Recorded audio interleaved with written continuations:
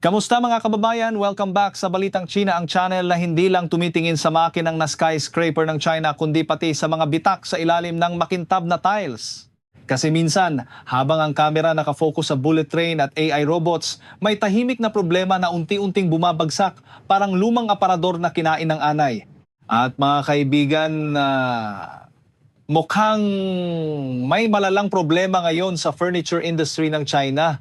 Oo, furniture. Yung industriya ng sofa, kama, cabinet, dining table, mga bagay na dati simbolo ng umaasenso na kami.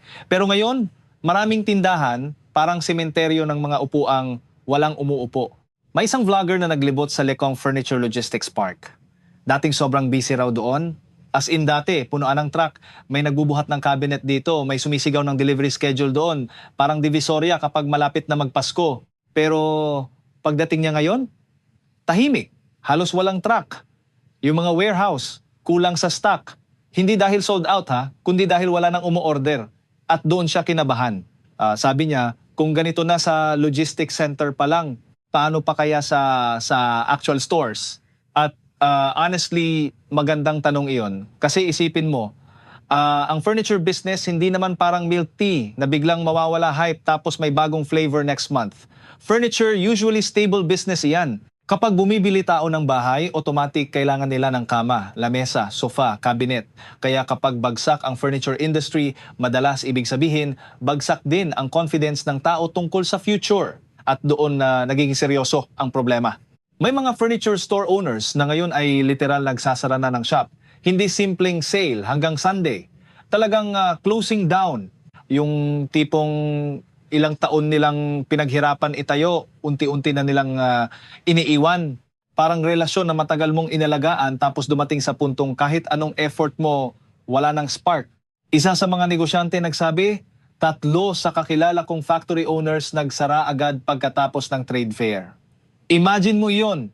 Pagkatapos ng malaking expo, kung saan dapat maraming bagong orders, maraming business deals, maraming excitement, ang ending, shutdown.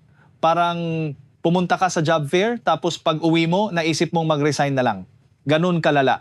At hindi lang ito isolated case. Sa iba't ibang city sa China, may tahimik na exodus ng furniture stores. Maraming malls halos wala ng customer traffic. Yung sales staff, imbes kumausap ng buyer, nagse-cellphone na lang buong araw. Hindi dahil tamad sila, kundi dahil wala talaga akong kausap. May showroom owner pa nga na nagsabi na gumastos siya ng 2.5 million yuan para sa showroom niya. Kapag kinonvert mo iyon, nasa mahigit 19 million pesos. Oo, parang presyo na ng maliit na kondo sa Metro Manila. At alam nyo magkano kinita niya isang araw? 0. Hindi konti. Hindi mahina. Literal, 0. Pero ang operating expenses niya, araw-araw tuloy pa rin. Rent, utilities, sweldo ng empleyado. Umaabot daw ng halos 50,000 pesos kada araw ang gastos niya para lang manatiling bukas ang showroom. Imagine mo, nagbubukas ka ng negosyo araw-araw, hindi para kumita, kundi para mawalan ng pera professionally. Parang gym membership ng karamihan sa atin. Bayad every month, pero walang gumagamit. At habang naglalakad siya sa loob ng napakalaking showroom, wala siyang makita kahit isang customer. Yung ibang staff nakatayo lang. Yung iba, doom scrolling sa phone. Hindi dahil relaxed ang trabaho, kundi dahil wala talagang bumibili. Nakakalungkot pakinggan pero somehow relatable.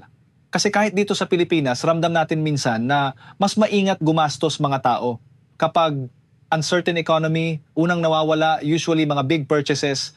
Hindi ka basta bibili bagong sofa kung iniisip mo pa kung tataas ulit renta, tuition o presyo ng bigas next month. At iyan mismo nangyayari sa China ngayon. Bumagal ang real estate market nila. At kapag bumagal ang bentahan ng bahay, domino effect na iyon. Walang bagong bahay, walang bibili ng furniture, walang furniture orders, hihina factories. Kapag humina factories, mababawasan trabaho. Kapag nabawasan trabaho, mas lalong matatakot gumastos tao. Economic depression na parang chain message sa family group chat, tuloy-tuloy ang forward. Noong May Day holiday daw ngayong taon na dating isa sa pinakamalakas na shopping seasons, halos nagpanik mga furniture business owners. Dati raw kapag holiday, dagsa customers. Promo dito, discount doon, tuloy-tuloy orders. Ngayon, tahimik. Parang sinehan showing ng movie na walang marketing. May ibang stores daw zero sales buong holiday, yung iba ilang order lang. At para sa industriya na dating sobrang laki ng galaw, malaking red flag iyon. Marami tuloy sa kanila nagtatanong, worth it pa bang lumaban? At honestly, mahirap sagutin. Kasi minsan sa negosyo, hindi sapat na masipag ka. Kapag ang buong market mismo humihina kahit anong sipag mo, parang nagsasandok ka ng tubig gamit tinidor. May 4 daw na kaibigan, isang seller na nagdesisyon magsara agad pagkatapos ng Shanghai Furniture Fair. Yung isa nag-downsize, yung iba tuluyang umalis sa industriya. At interestingly, may observation sila. Sabi nila baka raw nung March at April mukhang simpleng slowdown lang. Pero pagsapit ng May at June, baka nationwide na talaga ang closures. At mukhang iyon nga nangyayari. Ang masakit pa rito, kahit online selling, hindi guaranteed salvation. Akala ng marami dati, kapag humina physical stores, online na lang. Pero hindi rin ganoon kasimple. Sa murang furniture products, minsan mas mahal pa ads kaysa actual kita. Sa mas expensive products naman, mahal makahanap customer at mababa conversion rate. Kasi syempre, hindi basta-basta bumibili online ng dining set worth daan-daang libong piso ang tao nang hindi nakikita personally. Iba pa rin kapag nahihigaan mo muna sofa bago bumili. Hindi pwedeng add to cart agad, gaya ng phone case. At habang lumalala ito, maraming Chinese vloggers nagsisimula ng magsalita openly tungkol sa sitwasyon. May isa ngang pumunta sa Guangzhou at sinabi niya na ang dating mataong furniture malls ngayon parang ghost town na. Imagine, 8 floors ng stores, tapos halos walang tao. Parang zombie apocalypse, pero ang nawala hindi tao, kundi customers. Habang nangyayari iyon, interestingly, mas buhay naman daw travel industry. Mas gusto raw ng tao gumasto sa bakasyon kaysa renovation o bagong furniture. At kung iisipin mo, may logic din. Kapag uncertain future, maraming tao mas pinipiling bumili ng experience kaysa malaking long-term commitment. Kasi ang sofa, pwedeng maghintay. Pero ang stress, kailangan muna takasan. Parang collective, deserve ko to, moment ng buong population. Pero para sa furniture sector, masamang balita iyon. Kasi ibig sabihin, nagbago na consumer priorities at hindi lang small businesses na apektuhan. Kahit malalaking furniture companies sa China, hirap na rin. May mga kilalang kumpanya nagsasara ng factories. May executives nagre-resign dahil sa pressure. Kahit giants hirap huminga. Kapag ang malalaki nahihirapan, mas lalo kinakabahan, maliliit. Parang kapag mayaman mong kaibigan, nagsabing, bro, tipid muna ako. Bigla ka ring mapapaisip sa sarili mong wallet. Ayon sa Chinese reports, mahigit 180 home furnishing stores ang nagsara nationwide noong 2025. Kasama roon ang ilang branches ng malalaking chains. Sa tile stores naman, halos kalahati raw vacant. Halos kalahati. Imagine mo pumunta ka sa mall tapos bawat 2 tindahan isasarado. Hindi na iyon simpleng market correction. Structural problem na iyon at lumalalim pa. Sa unang quarter ng 2026, lahat ng listed custom furniture companies sa stock market nakaranas ng pagbaba ng revenue. Yung iba, from profitable naging loss-making. Naturally, nawalan din confidence investors. Kasi investors parang pusa yan, sensitive sa instability. Kapag may naramdamang problema, mabilis tumalon palabas. Pero hindi lang domestic problems dahilan nito. May international pressure din. Kasama na dyan US tariffs, foreign competition, at geopolitical conflicts tulad ng gulo sa Middle East. Dating malaking export market ng Chinese furniture ang Amerika. Pero matapos tariffs noong panahon pa ni Trump, maraming US buyers nagsimulang humanap ng alternatives tulad ng Vietnam at Mexico. At alam nyo nakakatuwa, parang reverse Uno card ng globalization. Noong dekada nakaraan, China ang dahilan bakit maraming factories nagsara sa US dahil mas mura production doon. Ngayon, may mga Chinese factories naman na nakakaranas ng parehong pressure mula sa ibang bansa. History talaga may twisted sense of humor. Sa Foshan, kilalang furniture capital ng China, maraming factory survival mode na. Dati kaya nilang makipagsabayan gamit murang presyo at mabilis production. Pero ngayon, pati malalaking brands nagbababa presyo. Resulta, naipit small factories. May estimates pa nga na 3 sa bawat 10 furniture firms sa Foshan posibleng magsara. 3 sa 10.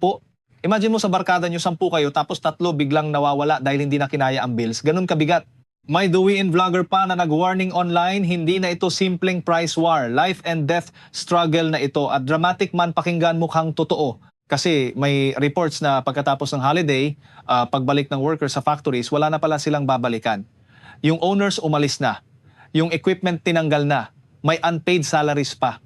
Parang break-up text mula sa kumpanya. Sorry, it's not you, it's the economy. At ang mas nakakatakot, maraming analysts nagsasabing tapos na raw ang tinatawag na demographic dividend ng China. Dati kasi, advantage nila, napakaraming workers at malaking middle class.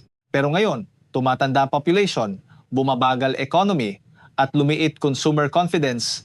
Kaya kahit gaano kaganda showroom mo, kung takot gumastos mga tao, mahirap magbenta.